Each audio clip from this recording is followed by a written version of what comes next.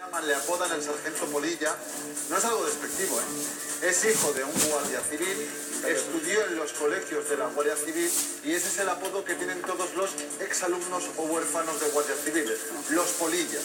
Lo que ocurre es que Miguel, este sargento Polilla en concreto, en 2014 tuvo un problema muy grande, tan grande que un pueblo entero decidió echarlo, literal, no lo querían allí. Ocurrió en Tolox. Son creo que unos 2000 habitantes. Toñi Portillo se encuentra allí. Y Toñi, no estás sola. Estás con uno de los valientes, permíteme que lo diga, que encabezó esa recogida de firmas para no volver a ver al sargento Polilla por Tolox nunca más. Así es, Alfonso. Buenos días. Estamos con Roque, que junto con otro vecino, un señor alemán que vivía en ese momento aquí en el pueblo, pues encabezaron lo que muchos vecinos deseaban, que el sargento abandonara el pueblo porque los modales y la forma de comportarse con la mayoría de los vecinos no era algo normal de alguien que quien tiene que hacer o que lo que tiene que hacer es poner ley y hacía todo lo contrario. Roque, buenos días. Buenos días. Tenemos que contar mucho sobre el sargento y sobre todo una queja que ellos están haciendo, que esto, lo que ha pasado, se podría haber evitado. Hombre, claro, si hubieran respondido al escrito que hicimos nosotros, por lo menos, y lo que han hecho también otras personas, que también han hecho otras personas. Muchos escritos. Conocemos la historia de un vecino que llegó a presentar 3 escritos en la comandancia de Málaga, quejándose precisamente del comportamiento de este señor, que no le hicieron ningún tipo de caso. Y no solamente eso, sino que además, compañeros, este vecino, un hombre joven, al que había denunciado sin motivo ninguno, se presentó en el cuartel de Alaurín de la Torre.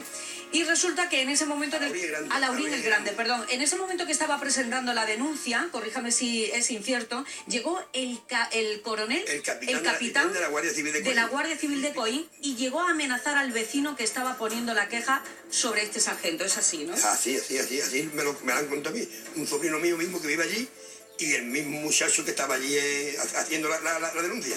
Porque en Coín no se las metían, la multa. ¿Ni en Coín? Ni en Coín ni en ningún sitio, la tiraron.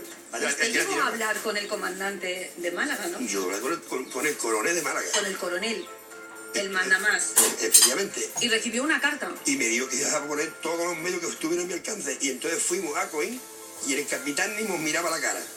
Nos mandó el teniente, que el teniente era otro igual, y había que decirle lo que él quería, no lo que nosotros poníamos. Eso como lo decía él, me decía, esto lo dice el Miguel. Porque Miguel, el sargento, decía, Miguel, eso es la vida. Y había que poner lo que él quisiera, pues yo no digo más nada. ¿Lo tenían protegido? Lo tenían completamente protegido. El capitán que está en la casa ahora y él, porque estaban con la droga perdidos. A mí me comenta, no sé si es verdad, Roque, me puede usted confirmar si es así o no, que aquí era el sheriff, le llamaban el sheriff. El sheriff. Porque hacía y deshacía lo que le daba la gana. Lo que él quería, él hacía todo lo que él quería. ¿Y el exalcalde de ese momento también lo cubría? El alcalde lo cubría completamente, a su favor completamente, a lo que dijera el señor Miguel. Pues, denuncia falsa, agresiones. Toñi. Denuncia. Se iban al cruce y se llevaba hasta los municipales. Dinos, Susana. Vaya perfil está dibujando. Hasta los municipales se los llevaba al cruce del pueblo. Y a las personas que no hacían esto o hicieron esto, lo denunciaban. Escuche lo que nos pregunta Susana. Sobre todo, Roque, gracias de verdad por denunciar. Vamos, para que ustedes tuvieran que pedir la expulsión de este sargento de la Guardia Civil del pueblo, es que les hacía la vida imposible. Vamos, el sheriff le llamaban. Mi pregunta es, ¿cómo se hace la selección de personal de guardias civiles? ¿Qué psicotécnicos pasan? Qué fuertes, usted se dedica a esto. Bueno, es que estamos viendo una persona que da positivo en alcohol, que da positivo en drogas, que atropella a 3 personas y se da la fuga, que tenía antecedentes por beber alcoholizado, o sea, por conducir alcoholizado. Vamos a ver, esto es una excepción, evidentemente, una excepción que habla, habla de la norma general. Mira, la Guardia Civil es exquisita, es escrupulosa a la hora de cualquier persona, de sus miembros, que tenga una alteración psíquica, una baja o un consumo de sustancias. En el momento en que aparece un positivo, pasan rápidamente un reconocimiento psiquiátrico en los hospitales generales. Si ese positivo se vuelve a repetir, evidentemente es apartado del servicio.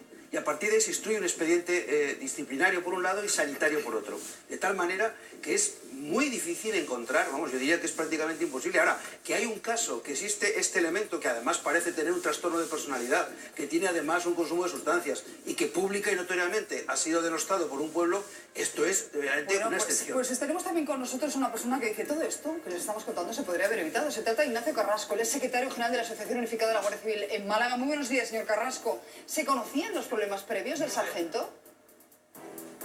Bueno, mire, yo, Susana, quiero en principio dar las condolencias a la familia de la víctima. Y bueno, el hecho que me pregunta, decirte que sí, eso era de vox populi en el pueblo, entre los compañeros, entre todo el mundo. ¿Y por qué no se le apartó del servicio? ¿Por qué seguía ahí? Porque se le protegía. ¿Por qué qué? ¿Quién le protegía?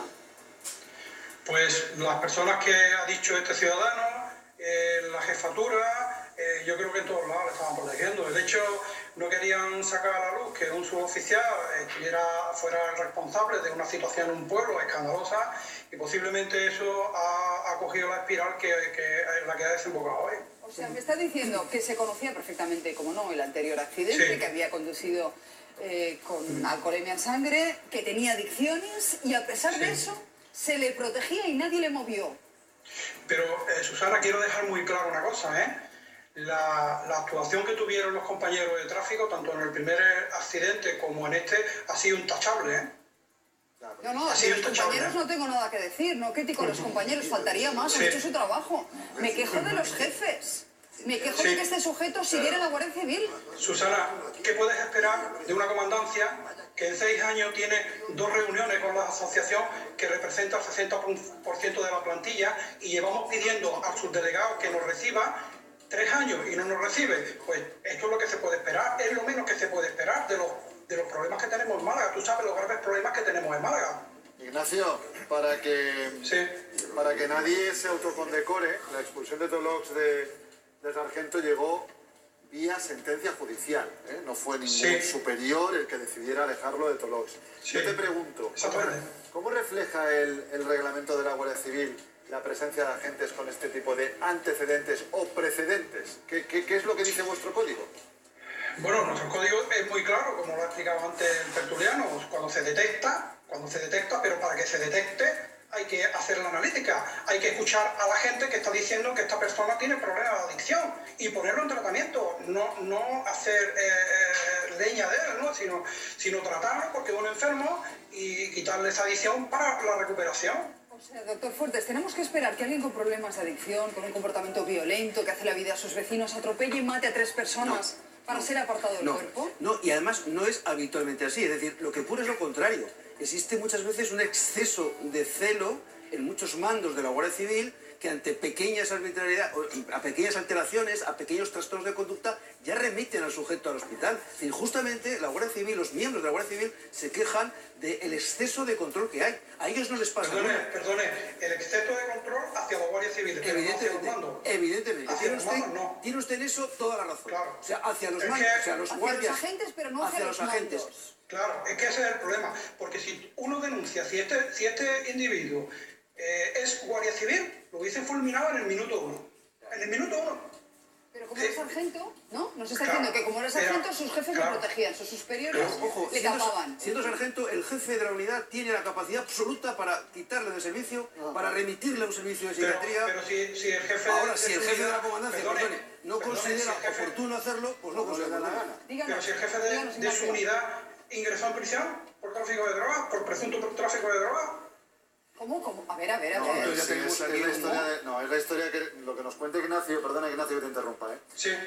Málaga, que tiene un excelente cuerpo de la Guardia Civil, como toda España, tiene algunas manzanas podridas, pero estadísticamente algunas más que otros sitios. Y sí que hubo una trama importante de tráfico de droga en la que había relacionados agentes de la Guardia Civil. No me refiero a eso, Alfonso. A otro distinto. Me refiero al capitán. Me refiero al capitán directo de este suboficial. A ver, nos estás diciendo, Ignacio, que este sargento tenía problemas de drogas, tenía adicciones, pero su capitán también, su jefe el superior capitán, también. como ha dicho el anterior ciudadano de Toro, el capitán lo encubría. Si el capitán resulta que ingresa en prisión por tráfico de droga, por presunto tráfico de droga, pues ya me dirá usted a mí qué plan hay ahí, pero bueno, pero en esta jefatura de la comandancia, lo primero que si el ministro del Interior quiere poner orden, el primero que tiene que cesar, como nosotros venimos pidiendo, es al jefe de la comandancia. Es al jefe de la comandancia. El primero que tiene que cesar es al jefe de la comandancia. Y mandar que se abra una investigación en Málaga, que la llevamos pidiendo hace mucho tiempo. Y aquí esto es lo mínimo que puede ocurrir. Lo mínimo que puede ocurrir. Jorge, porque nos está usted dibujando un panorama complicado. Sí, es curioso. ¿Tú conoces bien Málaga? Sí, es curioso porque le expulsan de Tolox, como ha dicho bien Alfonso, que llega por sentencia judicial. Un señor le denuncia a Campos porque Campos le amenaza porque estaba en contra de la letra de un carnaval que había compuesto este señor. Porque Campos se dedicaba a multar a los chavales que tiraban petardos fuera de los lugares establecidos. Esa historia se cabrea por el carnaval, por la letra de la murga y le denuncian directamente. Toñi, nos está escuchando todavía Roque. Estaba comentando Javier Negre que un grupo de chicos bromearon un día. Hicieron una chirigota, no sé cómo se llama allí, pido disculpas. La murga. Hablando de este agente de la Guardia Civil y ahí empezaron los problemas. ¿Roque te puede confirmar esa historia? Sí, bueno, que se denunciara por tirar cohetes me dice que eso es incierto. No. Es que es cierto que debe Es cierto, perdón, eso, que es cierto. Y con respecto a lo de la murga, vamos a contar cómo fue eso. Resulta que la murga aquí en carnavales, como en toda España, y sobre todo en Andalucía, pues hicieron una letrilla. Y en esa letrilla sacaron al sargento y la condición que el sargento hacía aquí en el pueblo. ¿Por qué? Pues porque bebía mucho, se le veía salir del bar bebido, porque hacía determinada conducta nada normal, como por ejemplo, perdonadme, pero iba borracho orinando por la calle sin ton ni son, y sacaron una letrilla, pero esa letrilla nunca llegó a cantarse en los carnavales por petición de un miembro de la murga que fue agredido verbalmente y físicamente, que se llama Martín, con el que hemos hablado, y en breve podremos también contar su situación. La historia es que nunca sale esa canción, pero él se presenta después de esa actuación y monta tal jaleo que llegan incluso a tener que separar al sargento de uno de los integrantes de esa murga. ¿Cómo se entera el sargento de que existe esa murga? Pues muy fácil, porque a través de las redes sociales y sobre todo de los teléfonos de los vecinos por el WhatsApp, pues empiezan a pasar de un vecino a otro la letrilla, pero nunca llegó a cantarse en público precisamente por respeto a esta persona y sobre todo porque le tenían tanto miedo, que no era respeto, era miedo, y decidieron pues no cantar esa letrilla. ¿Es así, Roque? Efectivamente, pero unos niños del colegio tenían otra parecida a la canción esa, unos niños, y sí la cantaron. Y de ahí le vino la reverdía. No la cantaron los grandes, pero los niños sí la cantaron inocentemente, porque a los otros los tenían amenazados. A los mayores no la cantaron por lo que tenían amenazados. Susana, si os parece, vamos a hablar con la persona que fue agredida, que pertenecía a la murga y que fue agredido por el sargento. Martín, buenos días, póngase aquí conmigo también. Pepe también fue testigo de ese momento. Estábamos contando que no llegó nunca a cantarse esa canción que estaba